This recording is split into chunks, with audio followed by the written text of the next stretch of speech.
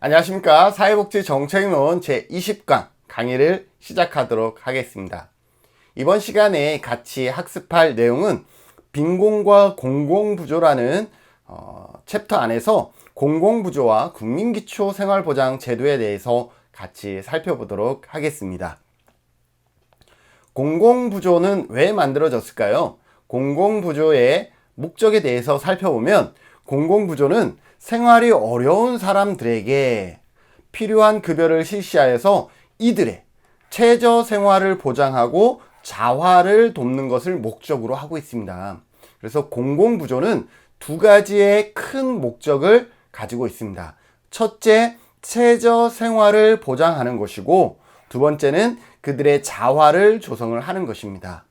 최저 생활을 보장한다는 것은 뭐냐면, 같은 동법, 국민기초생활보장법에 보면 급여는 건강하고 문화적인 최저 생활을 유지할 수 있는 수준이라야 된다라고 얘기를 하고 있습니다. 그래서 최저 생활이라는 것은 어떠한 삶이 최저 생활이냐? 건강하고 문화적인 삶을 누리는 수준이 최저 생활이다라고 보시면 되겠습니다.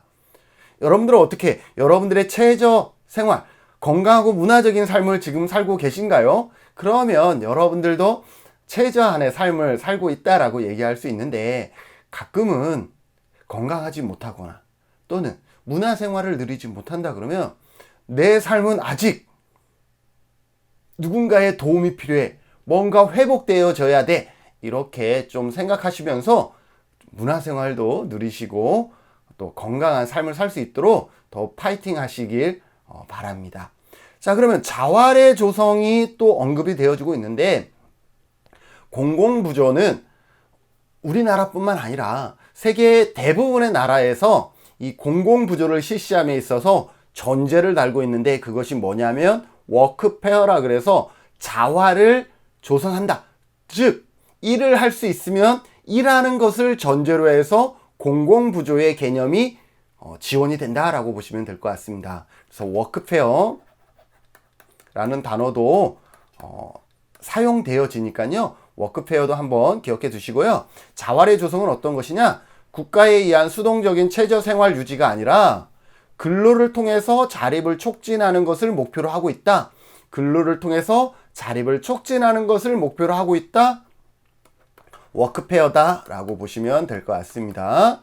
자, 그래서 공공부조 제도의 목적은 최저한의 생활의 보장과 자활의 조성에 있다라고 여러분들 기억해 두시면 좋을 것 같고, 그러면 공공부조의 기본 원리는 어떤 것일까?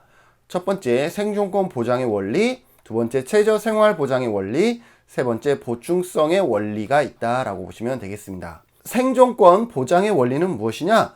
우리 헌법의 제34조에 보면 생존권 보장의 원리를 구체화한 것이라고 보시면 될 것 같고요. 최저 생활 보장의 원리는 공공부조에 의하여 급여를 받은 자는 기본 욕구가 충족될 수 있는 정도를 어떻게 해야 된다? 보장받아야 된다라는 것이고, 자, 그러면 기본적인 욕구가 충족되는 수준이 어느 정도냐? 라고 누군가가 물어보면 건강하고 문화적인 최저 생활을 유지하는 것을 국민기초생활보장법에서는 그 급여 수준으로 정하고 있다라고 보시면 될 것 같습니다. 보충성의 원리는 무엇이냐? 국가가 한 사람의 삶에 모든 지원을 전적으로 하는 것이 아니라 그 사람이 우선적으로 각자가 열심히 노력하고, 그렇게 노력했음에도 불구하고 최저한의 생활 유지가 어려운 경우에 그 나머지 부족한 부분을 어떻게 해준다? 보충해 준다라고 보시면 될 것 같습니다. 그래서 모든 것을 다 지원하는 개념이 아니라 먼저 본인 스스로가 노력하고 노력했음에도 불구하고 최저의 생활에 미치지 못하는 그 나머지 차액 부분을 국가가 공공부조의 형태로 지원해 준다라는 것이 무엇이다? 보충성의 원리이다 라고 기억해 두시면 될 것 같습니다. 자, 그러면 우리나라의 공공부조 제도에 대해서 살펴보면, 우리나라의 대표적인 공공부조로는 국민기초생활보장법이라는 게 있습니다. 그런데 이 국민기초생활보장법이 하루아침에 국민기초생활보장법으로 턱 하게 만들어진 것이 아니라, 처음에는 조선 구호령이라 그래서 1944년에 2차 세계대전 당시 일본이 우리나라의 당근의 목적으로 시작을 했던 사업이 있습니다. 이것이 1961년에 어떻게 돼요? 생활보호법으로 새롭게 거듭나게 됩니다. 그래서 생활보호법은 노령, 질병, 기타 근로 능력의 상실로 인하여 생활 유지 능력이 없는 자 등에 대해서 보호와 그 방법을 규정하여 사회복지 향상에 기여함을 목적으로 한다. 여기에서 보면 이건 뭐 사회복지 향상. 자, 생활보호법이 사회복지 향상을 위해서 처음에 시작이 됐어요. 그런데 사회복지 향상 자체가 목적이 될 수 있나요? 그렇지 않죠. 그래서 1999년 9월 7일 날 국민기초생활보장법이 만들어지는데, 이 국민기초생활보장법이 만들어진 배경은 여기를 먼저 봅시다. 1997년 IMF 경제위기 등에서 생활보호법이 모든 국민을 포괄하지 못하는 기능상의 한계가 있었어요. 교수님, 그게 무슨 말인가요? 네, 바로 1961년에 만들어졌던 생활보호법은 연령의 제한이 있었어요. 그래서 다음 장에도 나오겠지만 18세에서 어디에요? 18세 미만에서 65세 이상, 이렇게 두 연령 기준 범위 안에 있으면서 최저한의 생활을 유지 못할 때만 지원해주는 그러한 제도였거든요. 그러다 보니까 18세에서 24세까지는 아무리 가난하더라도 생활보호법에 도움을 받을 수가 없었어요. 그런데 IMF가 터지니까 어때요? 실질적으로 어려운 분들이, 경제활동에 참가했던 분들이 더 어려워졌죠. 갑자기 부도나고 이랬잖아요. 그래서 이 IMF 경제 위기 이후에 생활보호법이 이렇게 모든 국민을 포괄하지 못하는 기능상의 한계를 보완하기 위해서 1999년 9월 7일 날 국민기초생활보장법이 만들어졌습니다. 그래서 이 법은 생활이 어려운 자에게 필요한 급여를 행하여 이들의 최저 생활을 보장하고 자활을 조성하는 것을 목적으로 하고 있습니다. 자, 여기에서는 생활보호법은 사회복지 향상을 목적으로 했지만 국민기초생활보장법은 무엇을 목적으로 하고 있어요? 이들의 최저한의 생활보장과 자활을 목적으로.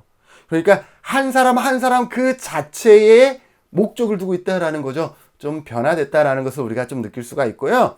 여기에서 특징은 근로 능력 유무에 관계없이, 그러니까 18세에서 24세도 빈곤선 이하의 국민은 최저 생활을 보장받게 됐다라는 것 기억해 두시고, 최저 생활이란 앞에서 얘기했던 것처럼 건강하고 문화적인 삶의 수준을 얘기하고 있고, 자활 조성의 원칙이라는 것은 자립을 촉구한다라는 거예요. 다른 말로 워크페어를 강조하고 있다라고 보시면 될 것 같습니다.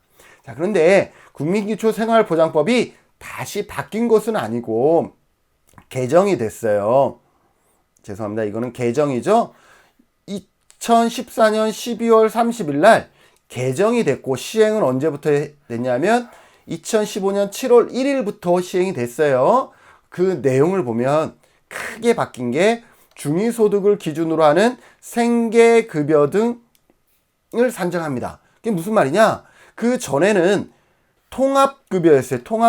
통합급여였는데 2015년 7월 1일부터는 맞춤형 급여 체계로 개편되면서 생계급여뿐만 아니라 의료급여, 주거급여, 교육급여로 이제는 맞춤형으로 지원되는 변화를 가져왔다라고 보시면 될 것 같습니다. 이에 대해서 다시 조금 더 세세하게 살펴보면,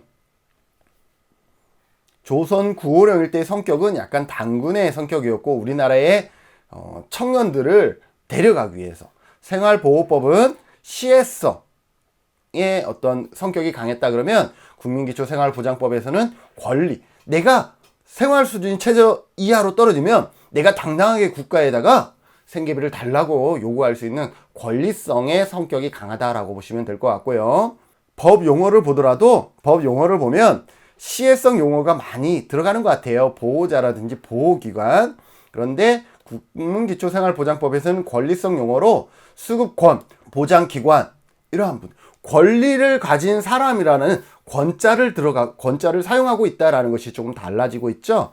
대상자 기준도 18세에서 65세로 경제활동 가능 인구를 제외한 나머지 인구 연령대에만 혜택이 있었다 그러면 국민기초생활보장법에서는 그 연령 구분 자체가 아예 삭제가 됐다라는 것이고, 기준을 보면 소득과 재산을 다 봤어요. 생활보호법에서는 소득 기준도 만족해야 되고 재산 기준도 만족을 해야 됐는데, 국민기초생활보장법에서는 소득 인정액이라 그래서 소득 기준만 만족하면 됩니다. 그럼 교수님, 재산은 안 보는 건가요? 그럴 리가요. 재산 자체를 보진 않고요. 재산을 뭘로 바꿔서 계산을 하냐면 소득으로 바꾼 다음에 재산마저도 하나의 소득으로 환산하고, 이 환산한 것을 기준, 어떤 급여 기준과 비교해서 수급 건자냐 아니냐를 결정하는 형식을 취하고 있습니다. 그러면 부양 의무자 기준은 어떻게 되느냐? 생활보호법에서는 부양 의무자가 반드시 우선적으로 지원하는 것을 전제로 했었는데, 국민기초생활보장법에서는 마찬가지 부양 의무자 기준이 있었어요. 그런데 2015년 제도가 바뀌면서 일부 기준이 폐지가 됩니다. 그래서 교육급여도 폐지가 되고 2018년에는 주거급여도 부양 의무자 기준이 사라졌어요. 그래서 지금 부양 의무자 기준이 남은 것은 가장 어떤 지원 빈도가 센 어떤 생계급여와 의료급여, 요 두 가지는 아직까지도 부양 의무자 기준이 있습니다. 자, 국민기초생활보장법의 산정 기준이 2015년 전후로 해서 큰 변화를 가져왔다라고 얘기를 했는데, 2015년 이전에는 모든 급여의 수급을 최저생계비라 그래서 우리가 어떻게 했어요? 전물량 방식으로, 라운트리 방식으로 계측했다 그랬죠. 그래서 최저생계비를 라운트리 방식, 즉 전물량 방식으로 최저생계비를 계측한 다음에 그 선정 기준으로 하여서 통합급여 체계로 이루어졌었는데, 2015년 개편 이후에는 중위소득을 기준으로 생계급여 등 산정하고 통합급여 체계에서 이제는 맞춤형 급여 체계로 바뀝니다. 맞춤형 급여 체계란 생계급여 대상자, 의료급여 대상자, 주거급여 대상자, 교육급여 대상자 등으로 나누어지고 있다라는 것이죠. 생계급여는 기준 중위소득의 30% 수준 이하이면, 의료급여는 기준 중위소득의 40% 수준 이하이면, 주거는 45% 수준 이하이면. 근데 이 주거급여가 처음에는 43%였다가 작년에는 2019년에는 44% 기준이었는데 2020년에는 45%로 늘어났어요. 그래서 주거급여의 기준 중위소득의 기준이 점점 올라가고 있다는 것 여러분들이 기억해 주시면 좋을 것 같고, 교육급여는 기준 중위소득의 50% 수준을 선정하고 있습니다. 더불어 해산급여와 장제급여, 자활급여가 있는데, 해산급여는 70만원, 다태야, 쌍둥이인 경우는 140만원을 지원해주고 있고, 장제급여는 80만원을 지원해주고 있다라고 여러분들 기억해 주시면 좋을 것 같습니다.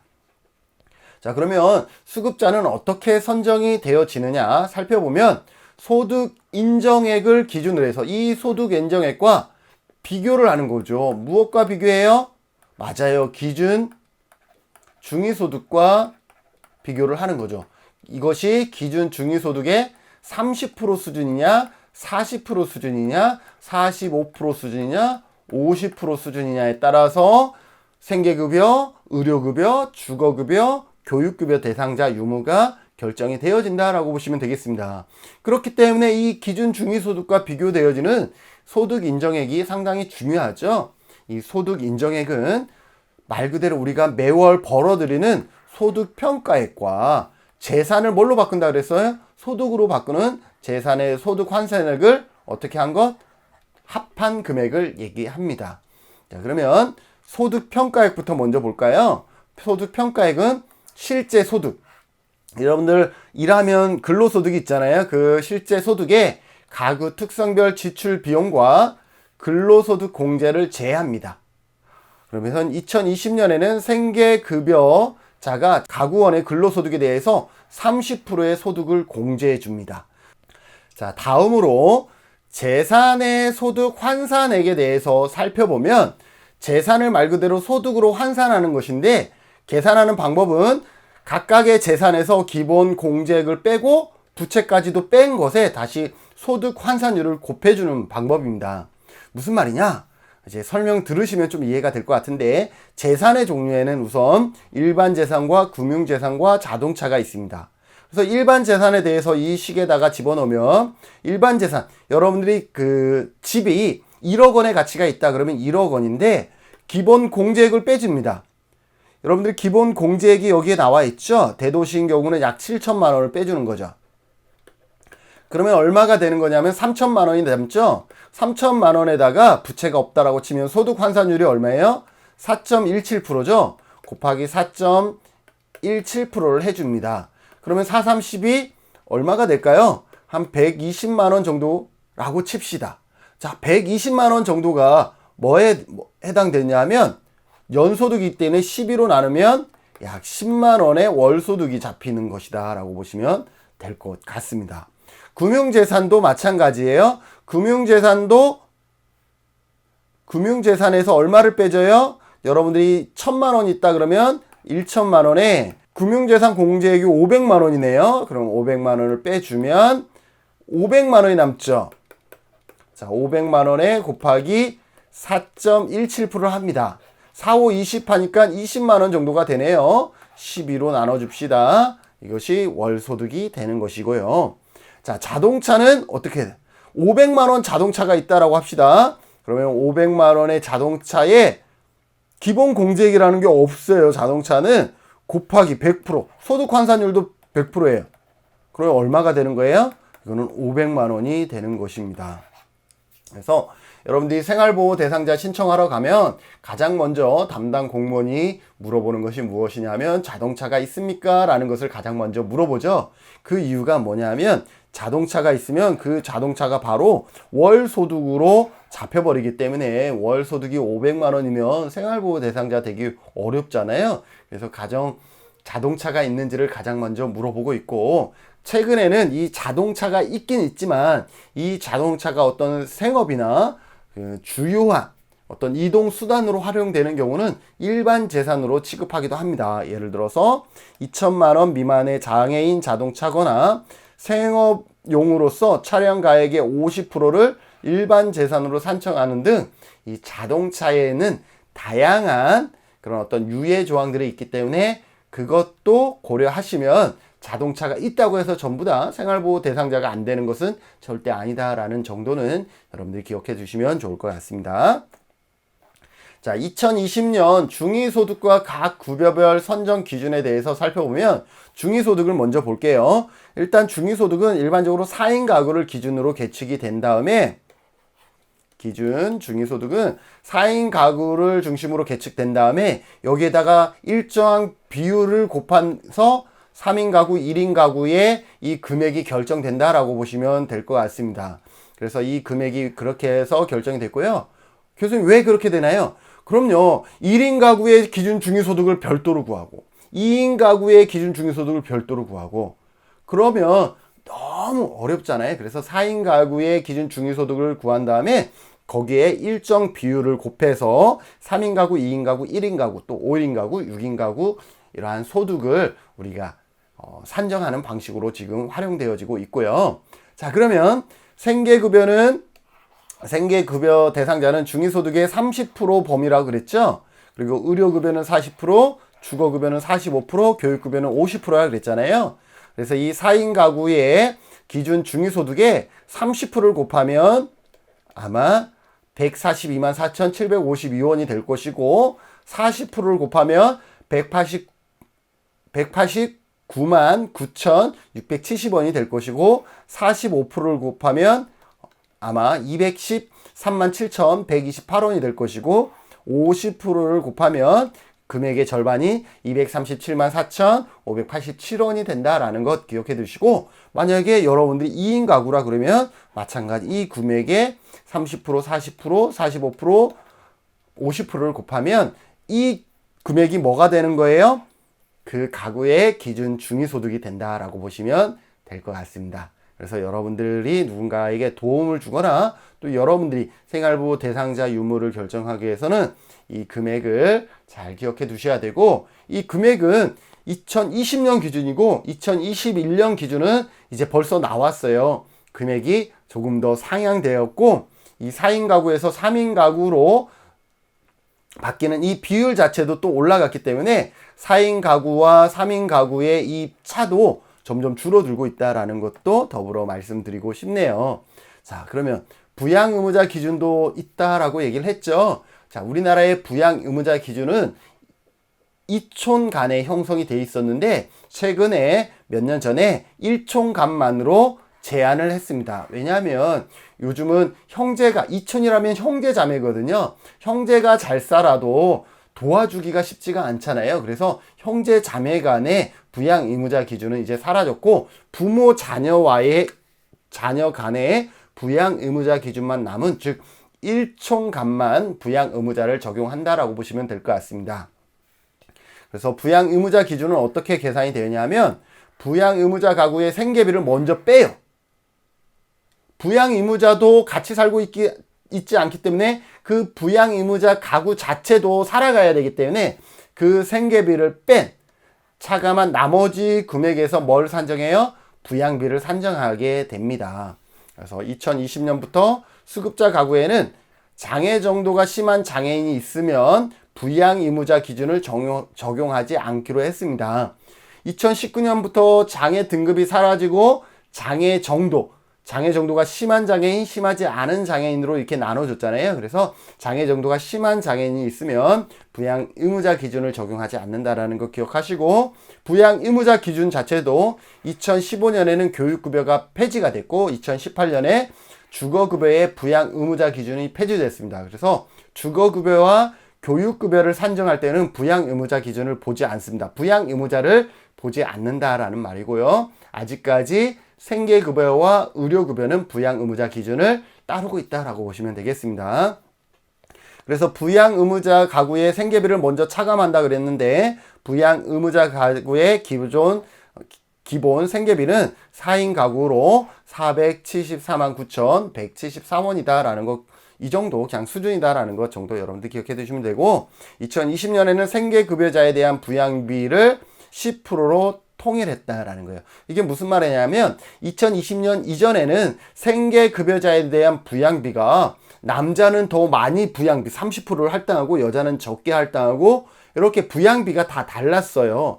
그래서 이러한 부분들을 이제는 예를 들어서 친정은 얼마, 또 시댁은 얼마, 이런 식으로 다 부양비가 달랐다라는 거죠. 그래서 이러한 부분들을 아예 없애고 부양 의무자에 의한 부양비를 10%로 일괄 통일했다라는 것 여러분들 기억해 두십시오. 부양 의무자는 한 가구에만 적용이 되기 때문에 만약에 제 입장에서 장모님 가구에도 기준선 이하이고 우리 부모님도 기준선 이하이면 저는 잘 산다라고 치면 양쪽 다 부양 의무자 기준이 되는 거잖아요. 그랬을 때 저는 어떻게 이 가구 중에 한쪽의 가구에만 부양 의무자 기준이 되면 나머지 가구에는 부양 의무자 기준이 사라진다라는 것이죠.